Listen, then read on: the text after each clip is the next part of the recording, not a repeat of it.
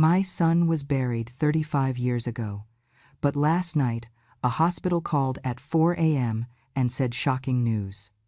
Sunday afternoons used to mean something, but not anymore. Now they were performances, polished smiles, hollow prayers, and cruelty served warm beside the mashed potatoes. Greg sat at the head of the table, his posture straight, his smile tighter than his tie. He always spoke like a man who believed God himself took notes when he opened his mouth. I sat quietly at the far end, my fork untouched, the air thick with the kind of silence that knows what's coming. "Layla," Greg began, voice smooth as syrup but twice as heavy. "The church board met this week. We all agreed it's time to do something noble with that old ranch.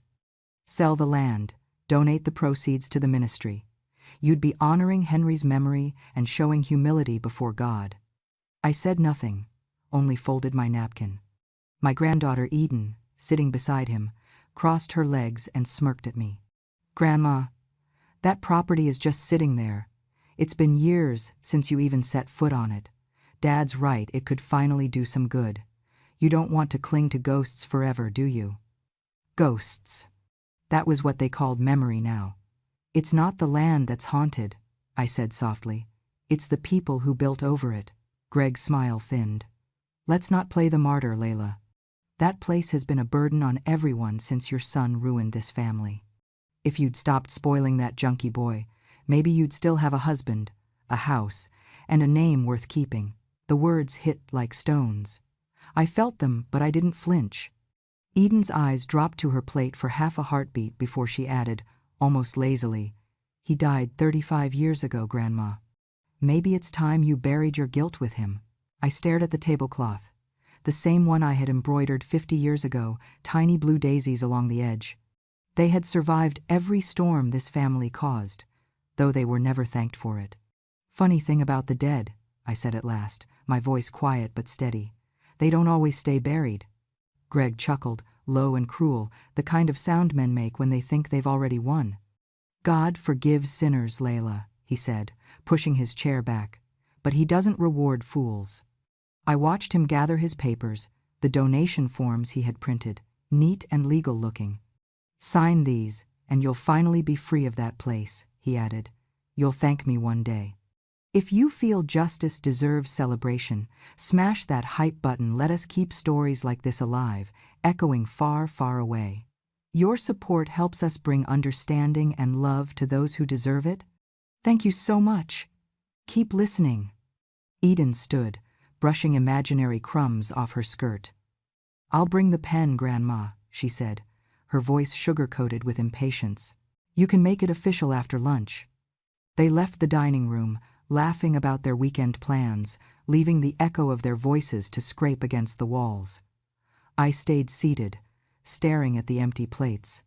The coffee in my cup had gone cold, the surface trembling faintly as if the house itself were holding its breath. I looked toward the mantel, where the only photograph left of my boy still hung Eddie at 19, sunlight on his face, the same grin that once filled the world with noise and joy. My fingers brushed the edge of the frame. "They buried you once, my boy," I whispered. "But maybe the Lord kept your truth alive." The air felt different after I said it, lighter somehow, as though the house had heard me and agreed. I rose slowly, my knees aching but my mind sharp, and I thought, let them mock, let them plan. Some truths have a way of rising, even through 35 years of dirt. 35 years ago, before my hands began to tremble, and before the town forgot how to say my name without whispering, I still believed truth always found its way to the light. That was before the fire, before Henry chose reputation over blood, and before Greg learned that lies, told often enough, start to sound like hymns. Eddie was 20 then. Too kind for his own good, too honest to survive men like them.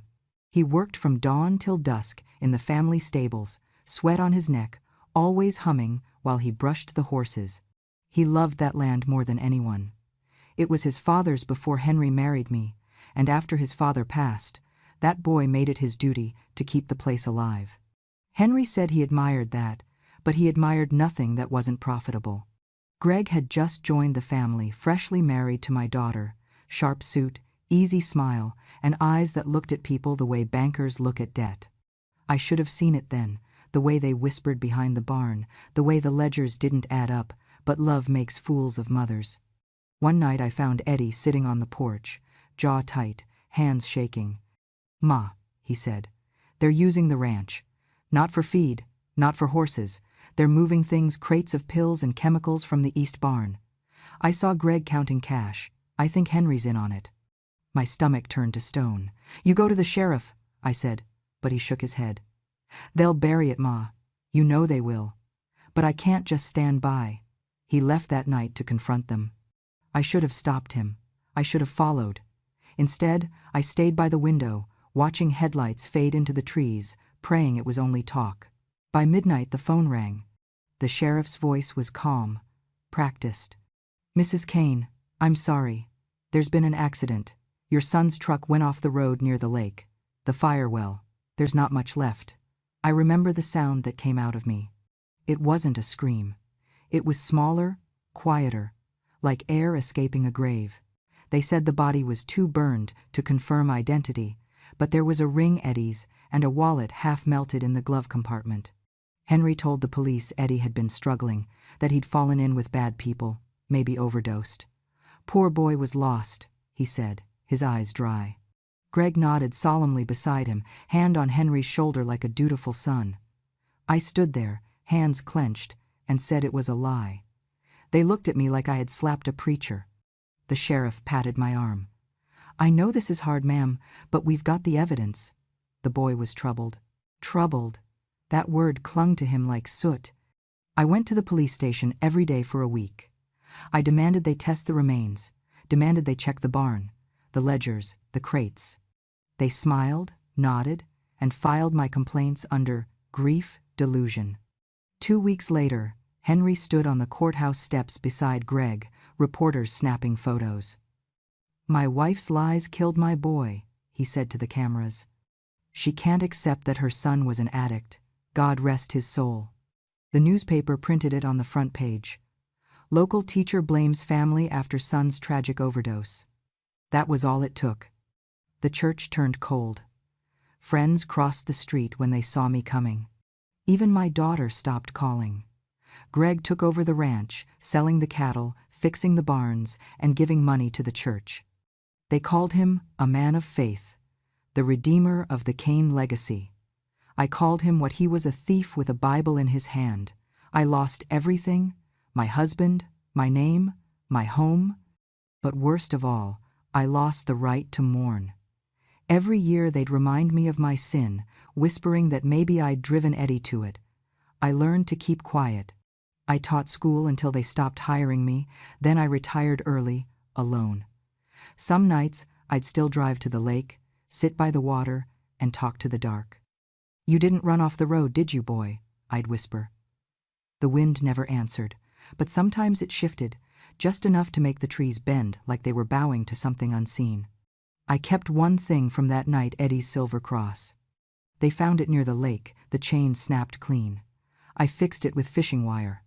Everyone said I was crazy for keeping it, but I always believed things break when they're trying to tell the truth. They called it denial, I called it waiting. And now, after all these years, I think maybe I wasn't the only one. The phone rang at 4:11 inches the morning, the kind of sound that cuts through dreams like a knife.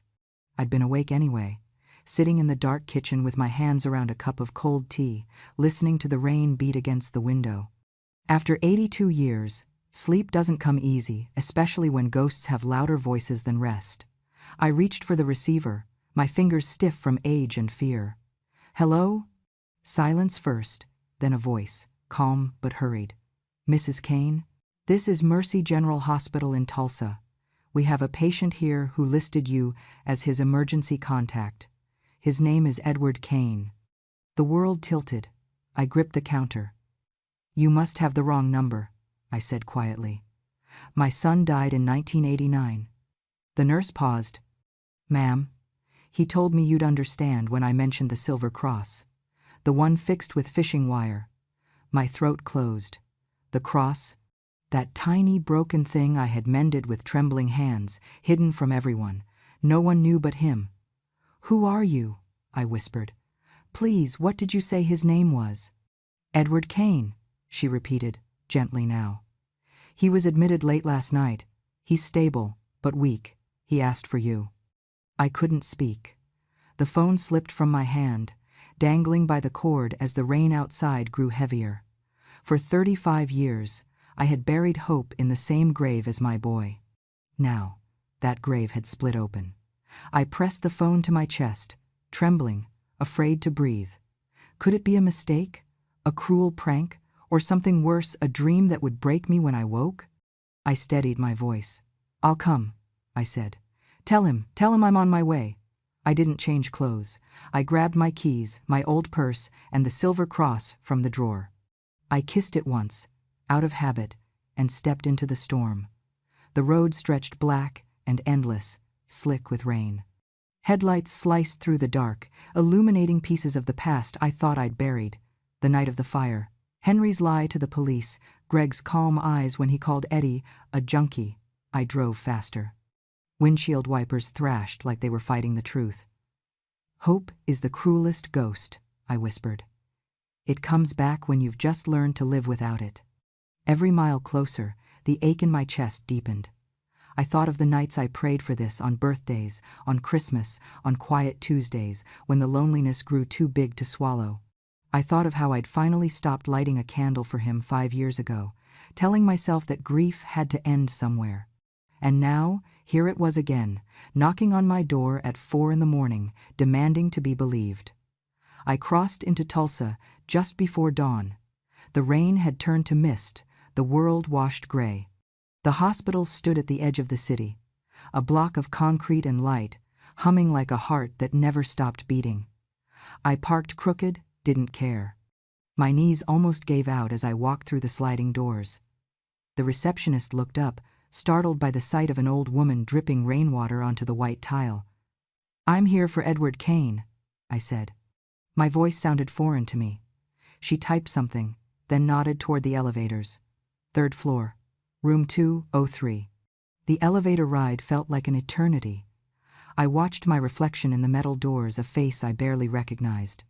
The lines, the gray hair, the eyes clouded not just by age but by years of silence. What would he see when he looked at me? Would he even remember? Or would I find a stranger who carried my son's name but none of his soul? When the doors opened, I stepped into the dim hallway. Nurses whispered, machines beeped, footsteps echoed. The world felt smaller, slower, like it was holding its breath. I stopped at room 312. My hand hovered over the doorknob, trembling. If it was him, I didn't know what I'd say. If it wasn't, I didn't know how I'd survive it. I prayed then not for miracles, but for mercy. "Lord, if he's alive, let me see his face. If he's not, let me see the truth, even if it breaks me." I turned the handle. The door creaked open, light spilling across the floor like dawn. And for the first time in 35 years, I stepped forward, not toward grief, not toward memory, but toward whatever waited on the other side of the lie they buried. The hallway outside room 203 smelled like disinfectant and rain. My hands shook as I reached for the door handle, afraid that touching it might make the dream vanish. I pushed it open slowly, the light spilling in like something sacred. He was there. Thin, pale, a face carved by time and punishment, hair silvered at the edges, but those eyes were my Eddie. The same gray-blue with flecks of green, the same defiant gentleness that no cruelty could bleach out. He looked up from his bed, confusion melting into disbelief, then trembling joy. "You came back, Ma." His voice was rough, gravel pulled through years of silence. I took one step, then another, and when I finally reached him, the only words that left my mouth were, I don't remember which of us reached first, only that the distance between us collapsed. 35 years of grief folded into that one embrace. I felt his ribs through the hospital gown, his heartbeat small but steady against my chest.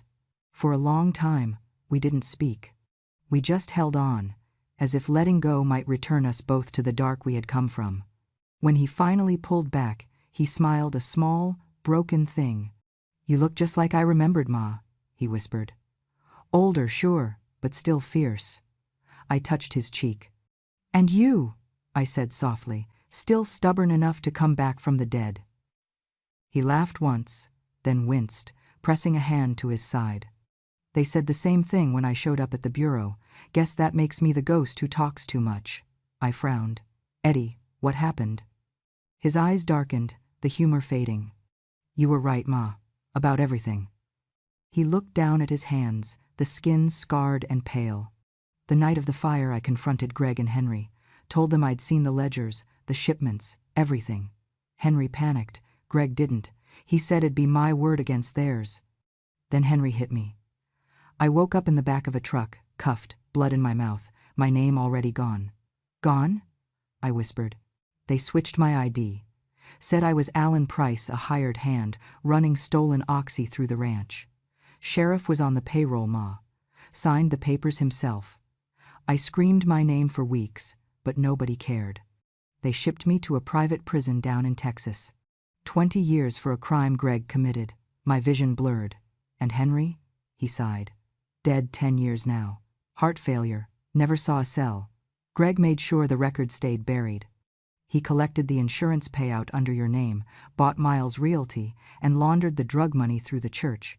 Every donation came from someone's pain." My stomach turned. "I tried to tell them," I said, voice trembling. "I told everyone what they'd done." Eddie's gaze softened. "I know, Ma.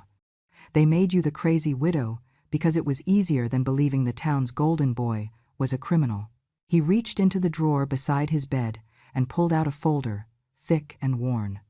The FBI seal on the corner gleamed faintly under the fluorescent light.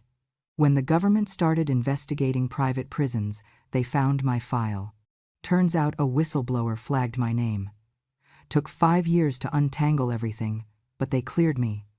He handed me the folder. Inside were pages of financial reports, photocopies of bank statements, and a list of names all circling back to Greg Miles. "He's still at it," Eddie said quietly. "Still using God as a front. But now we've got proof. I kept it safe for months, waiting until I was strong enough to find you." Hen, I remembered the cross. He lifted it from around his neck. The same silver cross I'd fixed all those years ago, the fishing wire dull but unbroken. "It kept me alive," he said. "Every time I thought I couldn't take another day, I'd feel the wire and remember your hands."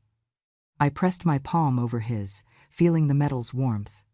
"They called you a disgrace," I whispered.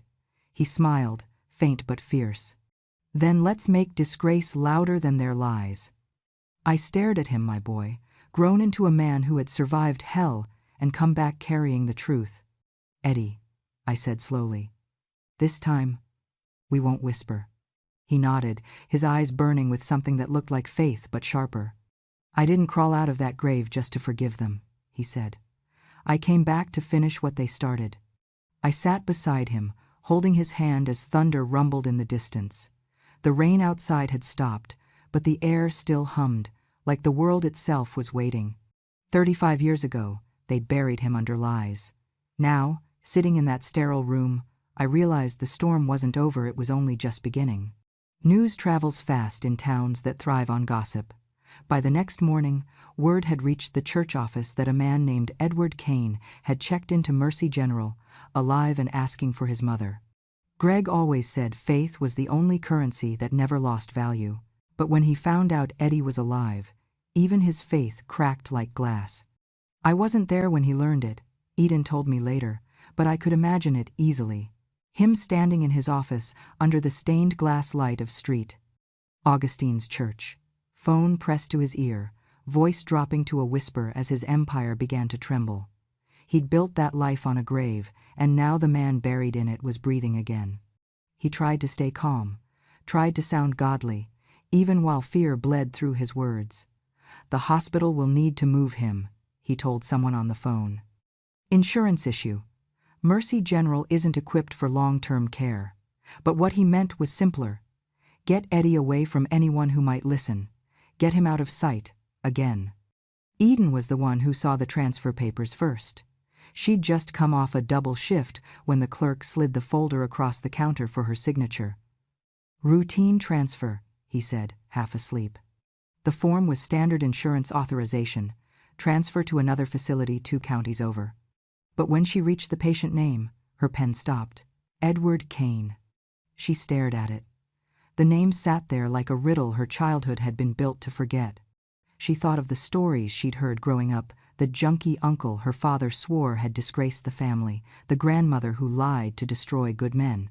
But buried somewhere beneath those lessons was another memory, faint but alive.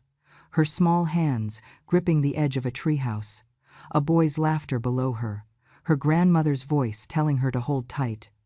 "That's Eddie's treehouse, sweetheart. Your uncle built it when he was just a kid." Eden's chest tightened. She left the nurse's station without finishing the form and drove straight to my house.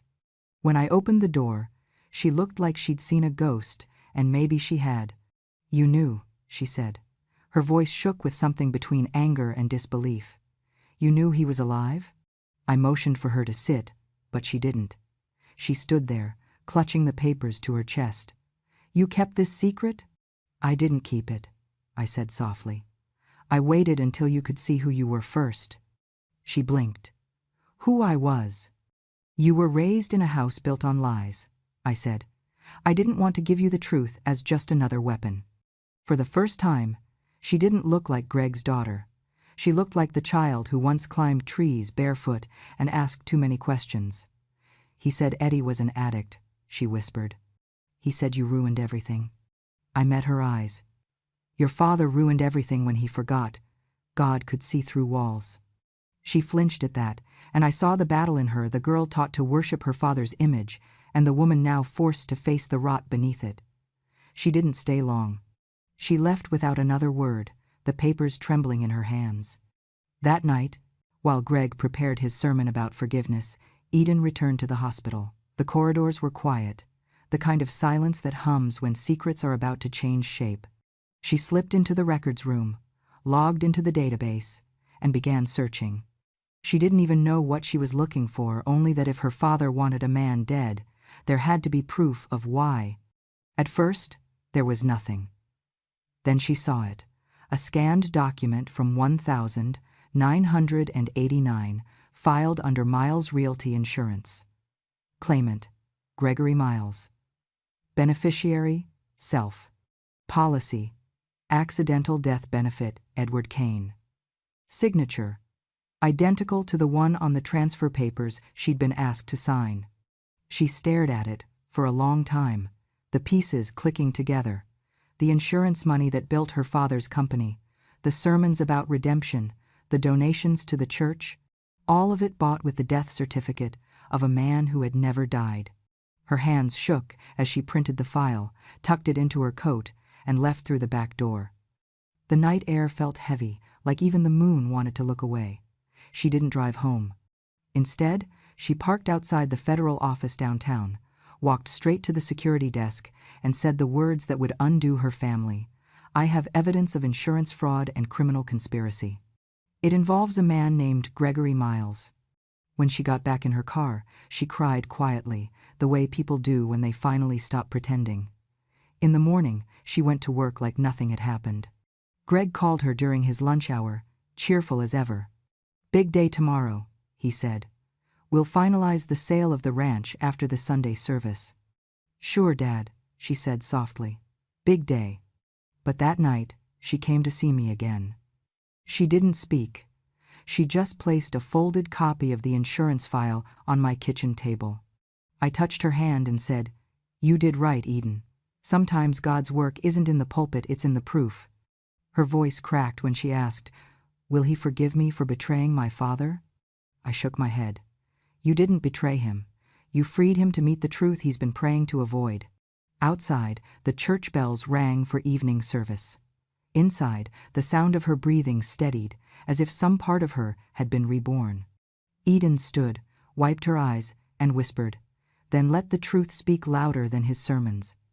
And in that moment, I knew my granddaughter had become the Cain her father had tried to erase. Sunday morning in Oklahoma has a smell, coffee, dust, and the faint sweetness of cheap cologne. Greg always said it was the scent of God's people. That morning, it smelled like judgment. The pews were full. Families in pressed clothes, children fidgeting with hymn books, old women whispering gossip disguised as prayer. Greg stood at the pulpit in his tailored gray suit, voice booming through the speakers and out into the live stream that reached half the county. Behind him hung a banner, the Eddy Foundation Restoring Hope to the Lost. I sat in the back pew, hands folded, eyes fixed on him. The irony could have choked a saint. My son's name, the same name he buried, now printed on glossy flyers for a charity that funneled his stolen insurance money. The crowd clapped when Greg raised his arms, quoting scripture about redemption and mercy. "Our town," he said, "has been blessed by second chances. The Lord forgives all who turn from sin, who embrace the light of truth. And today we ask you to give generously to those still struggling in darkness." My heart beat steady. The front door creaked open. The sound was small, but it split the air like thunder. Every head turned. A man stood in the doorway, framed by sunlight, thin, gray-haired, leaning on a cane. His face was tired but unmistakable. The church went silent. Even the air seemed to stop moving. Eddy stepped forward. Greg froze mid-sentence. His hand, the same one that had signed Eddy's death certificate, gripped the pulpit. His lips parted, but no words came. Eddy's voice carried through the church, calm and raw. "You want to talk about salvation, Pastor?" he said. "Let's start with confession." Gasps rippled through the congregation.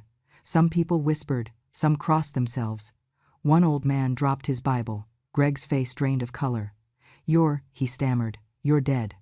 Eddy took another step. "No," he said evenly. "Just buried by your prayers." I rose from the back pew, my cane tapping against the tile. Eden stood beside me, pale but resolute. We walked together down the aisle. Every step echoed. When I reached the front, I placed the thick FBI file on the altar, right beneath the crucifix. "You preached forgiveness, Greg," I said. "Let's see if you can practice it now." Greg laughed, a high, cracked sound.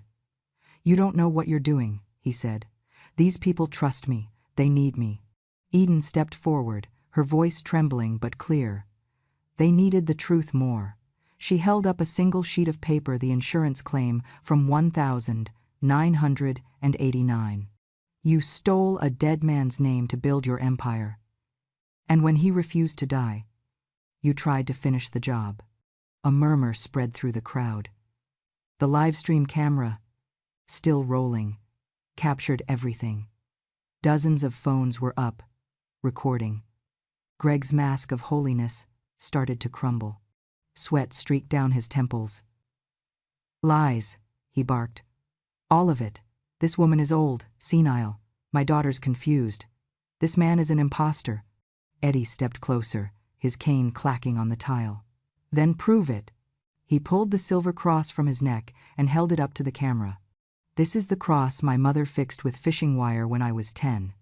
You can check the scar on my wrist where you handcuffed me to the truck. You can ask the FBI who cleared my name. Or better yet," he turned to the congregation, "you can ask your God if this is what righteousness looks like." Greg lunged forward, grabbing at the documents. "You won't destroy me again," he shouted. The papers spilled across the altar like snow. I didn't flinch. I just looked at him, the man who stole everything I loved, and said quietly, "You did that yourself." Behind him, 2 uniformed officers entered the church. The congregation turned in unison.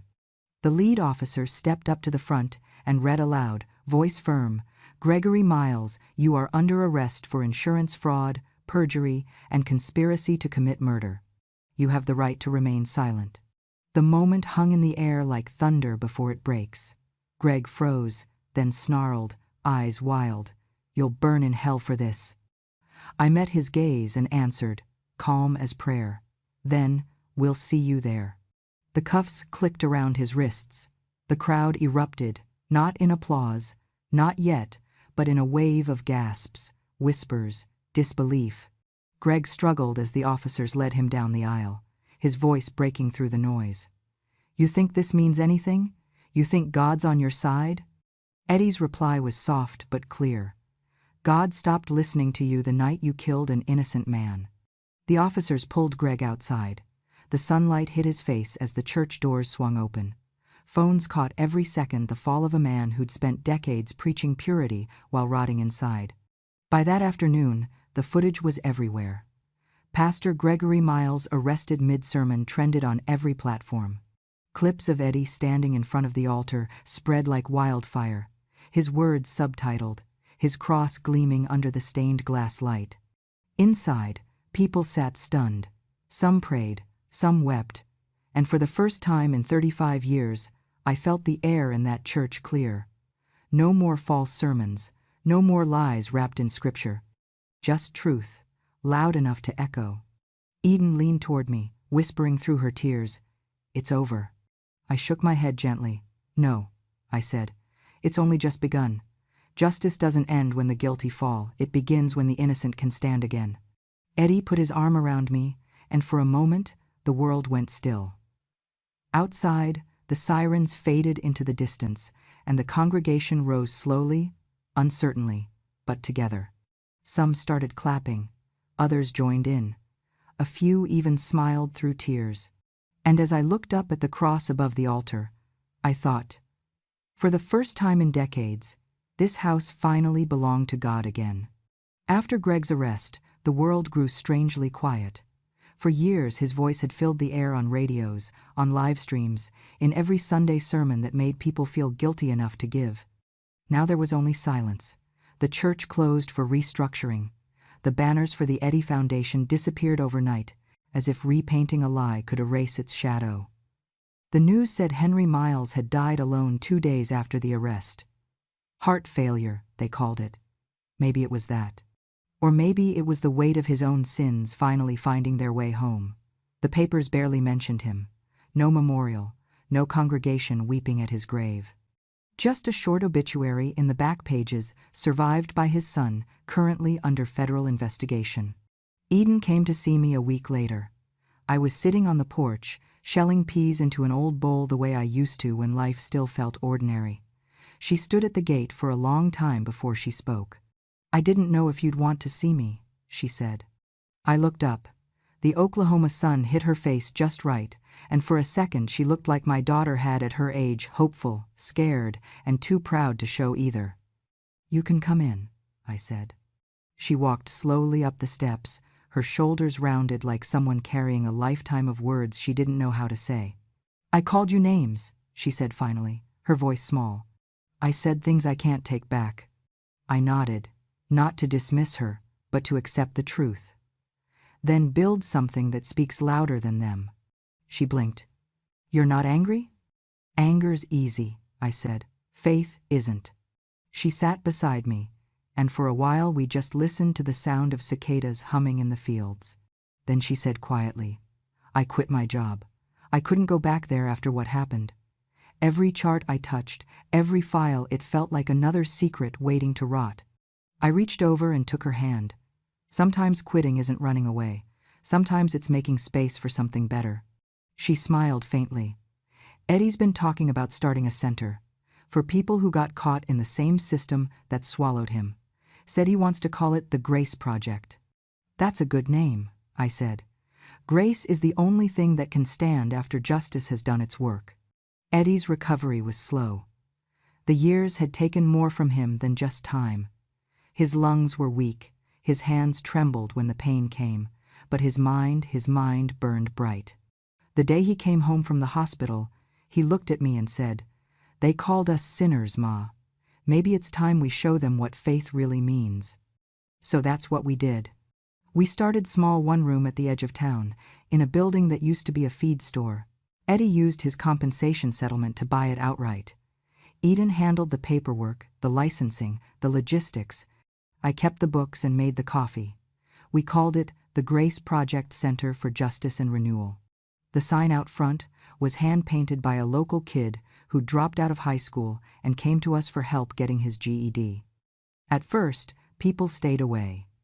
Old habits die slow in small towns, and nobody wanted to be seen near the family that had shamed the pulpit.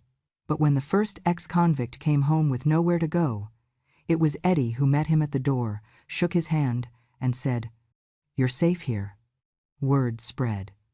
1 man became 3, 3 became 12. Within a year, we had a waiting list. The same people who once crossed the street to avoid me now stopped to donate food or volunteer. Even the new pastor from street.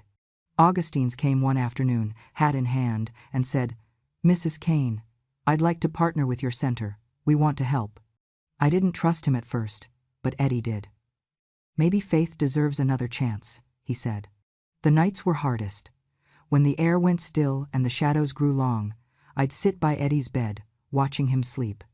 He still woke sometimes with the same old tremors, the same flashbacks. I'd hold his hand until his breathing slowed. "You're home," I'd whisper. "No one's taking you again." One evening, Eden came in carrying folders and coffee. "The FBI says they've reopened the case," she said softly. "There's talk of charging the old sheriff posthumously. They want your testimony, Ma." I smiled faintly. After 35 years, they finally decided to listen to an old woman. She squeezed my shoulder. An old woman who turned her pain into proof. Outside, the crickets sang. Inside, Eddie stirred and opened his eyes. "Talking about me again?" he teased weakly. "Always," I said. He smiled, tired but genuine. "Then make sure they know the truth, Ma. I'm not a victim, I'm a witness." That night, I stood by the window, looking out over the dark fields where my life had once burned down. There was still ash in the soil, but new things were growing there, too slow, stubborn, alive. People asked later how we forgave. I never said we did. Forgiveness isn't something you give to them, it's something you give yourself, when you finally step out of the fire. Greg's trial was still months away. Eden would have to testify. Eddie might too, if his health allowed it. But for now, we had peace. Not the kind that comes from forgetting, but the kind that comes from building something that won't fall apart again. Before I went to bed, I walked to the small cross that hung by our front door, the same one Eddie had kept through all those years. I touched it and whispered, "You see, Lord, we didn't burn, we rebuilt." A year passed, and the wind across the Oklahoma plains felt different, warmer, cleaner, like the land itself had exhaled after a long silence. The old Kane Ranch, once sold, burned, stolen, and cursed, had been rebuilt from its bones. The barn was gone, the house replaced by a modest 2-story building with pale white siding and a new wooden sign swinging gently from a post at the gate. It read, "Eddie's Haven, a place for the lost to come home." The first time I saw it finished, I cried not loud tears, just the kind that slip out quietly when you realize pain has finally turned into something worth keeping. Inside, the walls smelled faintly of sawdust and coffee. The rooms were bright, open, filled with laughter that didn't sound forced. Eden managed the place now. She kept her father's sharpness, but it had softened into something gentler. People listened when she spoke, not because she demanded it, but because she'd earned it. Eddie oversaw the rehabilitation program. His voice was rougher these days, his gait slower, but when he talked to the men and women who came through the doors, people just out of prison, addicts, the forgotten, his eyes carried the same fierce light I'd seen when he was 10 and swore he'd fix the broken fence himself. He never spoke about his years locked away unless someone asked, and even then he only said, "They tried to bury me, but God had other plans." As for me, I sat in the corner office most days, pretending to keep ledgers, but mostly just watching. I liked the way sunlight fell across the old magnolia tree Eddie had planted near the entrance. It stood where the family barn used to be, its roots drinking from soil that had once held ashes. When it bloomed, it smelled like peace. One morning, a reporter from the Oklahoma Gazette came by. She was young, polite, and earnest in that way only reporters with their first big story can be. She took notes, asked questions, took photos of the volunteers painting a new mural on the wall, a wide-open field with hands reaching toward the sky. When she finished, she shook my hand and said, "Mrs. Kane, you've turned tragedy into grace. What do you want people to know most about this place?" I thought about it, then answered, "That redemption doesn't belong to those who hide behind pulpits. It belongs to those who dare to keep the light on for someone who's lost." Her article came out a week later under the headline, "From Shame to Shelter." The woman who turned her son's mockery into hope. It went viral faster than I'd expected. Donations poured in from all over the state, farmers, teachers, even an old church member who once refused to sit near me sent a letter with a check and a single line, "You were right, Mrs. Kane." God does his best work in silence. The biggest shock came from Eden. One evening, she came into my office holding a small velvet pouch. She set it on the desk without a word. When I opened it, a gold wedding ring rolled out, the one Greg had given her mother 40 years ago. "I sold my car," she said quietly. "But it wasn't enough for the new dorm wing. I thought about selling the ring months ago, but couldn't bring myself to. Then I realized, maybe it's better if that gold finally does something good." I looked at her, at the daughter of a man who once destroyed everything sacred, now giving away the last thing he'd ever touched. "That's how redemption starts," I said, "when we stop keeping pieces of the past that never loved us back." The new wing opened in spring, named the Magnolia Hall. On dedication day, the sky was blue without a single cloud. Reporters came again, but this time it wasn't about scandal, it was about second chances. Eddie spoke softly to the crowd, his hand on the tree he'd planted. "My mother once told me God's justice ripens slow," he said. "I didn't understand it then. I do now. You can't rush forgiveness or truth. They grow like roots, quiet, deep, unstoppable." Eden stood beside him, her hand resting on the shoulder of a little boy named Jonah, one of the children from our outreach program. His parents had both overdosed, but he smiled like someone who hadn't learned sorrow yet. When Eddie finished speaking, Jonah picked up the watering can and poured it gently at the base of the magnolia. "For new things," he said. The crowd clapped, and even I, who thought I'd cried all the tears a person could, found myself wiping my eyes again. Later that evening, when everyone had gone, I stood by that same tree. The sun was low, painting everything gold. Eddie and Eden were talking to a small group near the porch, one woman from a shelter, a man who'd just gotten his first job after release. Their voices carried across the yard, full of life. I thought of how far we'd come. The town that once spat on our name now sent casseroles and prayers. The church that had turned its back now sponsored weekly counseling sessions at our center. Even the sheriff's office partnered with us to support ex-inmates. Justice hadn't just punished, it had transformed. That night, I wrote a letter to the editor of the Gazette. I wasn't sure if they'd print it, but it felt right to write anyway. They said I was a fool for loving too long. Turns out love just needed time to prove itself right. I once believed justice was a hammer. Now I know it's a harvest. What you plant in pain will grow if you wait long enough.